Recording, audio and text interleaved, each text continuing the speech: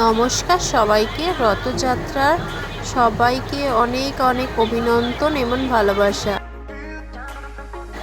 ভিডিওটি শুরু করলাম 25 তারিখ রাত্রিবেলা, যখন রথটা কিনতে গেছিলাম সেই সময় একটু ক্লিপ নেওয়া হয়েছিল। তো এই যে সেই রথ কেনা হয়েছে, ফাইনাল এইটাই নেওয়া হলো।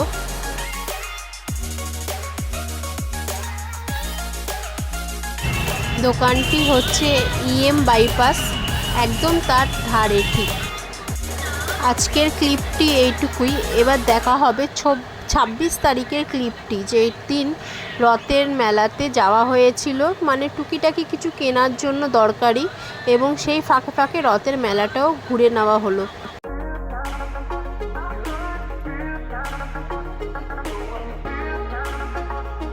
সত্যি বলতে আমি কিট্টুকে নিয়ে প্রতি বছরই একটু আগে আগে গিয়ে দেখে আসি, মানে রথের আগের দিন গিয়ে একটু ফাঁকায় ফাঁকায় রথে মেলায় কি হচ্ছে, মানে কি উঠেছে মোটামুটি একটু দেখে আসি। তো সেই মতন এবছরও গিয়েছিলাম।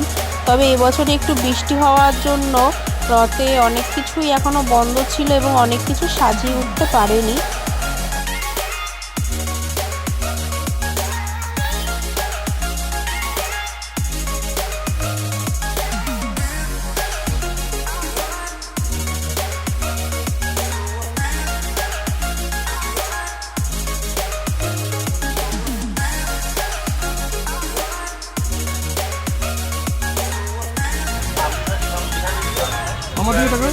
মামা মামা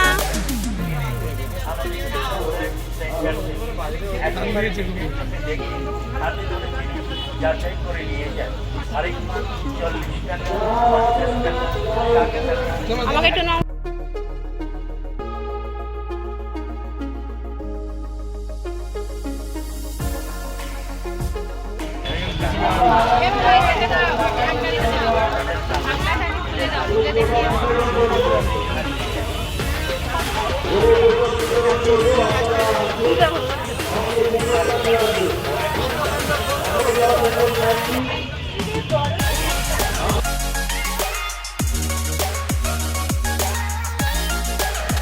যেহেতু বৃষ্টি হচ্ছিল বলে সমস্ত রাইডই বন্ধ ছিল, সেই জন্য কিট্টুকে কিছু চড়াতে পারেনি। ঠিক আছে, আবার আসবো তো, আমি যে কতবার আসি মেলায় তার নেই ঠিক। এবার চলো, মেলা তো ঘোরা হলো, জগন্নাথ ঠাকুরের মন্দিরটা তো দেখে আসি।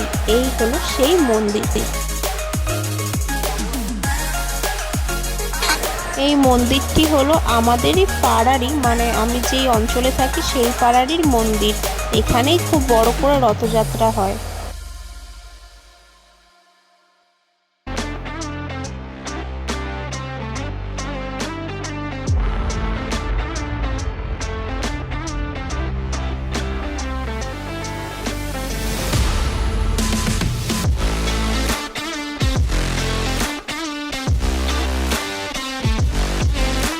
রথের মেলা তো ঘোরা হলো, রথের মন্দিরও দেখা হলো। এবার মেন আকর্ষণ রথটাই তো দেখতে হবে।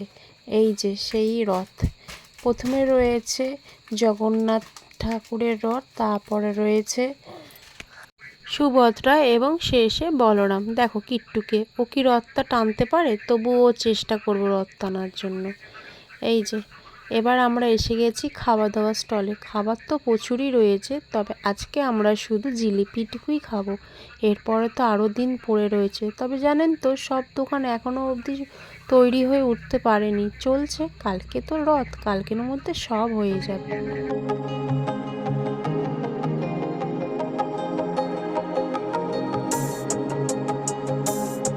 এখন এসেছি একটু বাজারে। ওই যে কিট্টুর জন্য যে রথটি কিনেছিলাম, ওইটিকে ডেকোরেশন করানোর জন্য একটু বাজারে এসেছিলাম, যে দশভাণ্ডারে দেখি কিছু পছন্দ হয় কিনা নিয়ে যাওয়ার জন্য। আজকের মতন এইটুকুই। যদি ভিডিওটি ভালো লেগে থাকে অবশ্যই লাইক, কমেন্ট, সাবস্ক্রাইব করে দেবেন। আজকের মতন টাটা।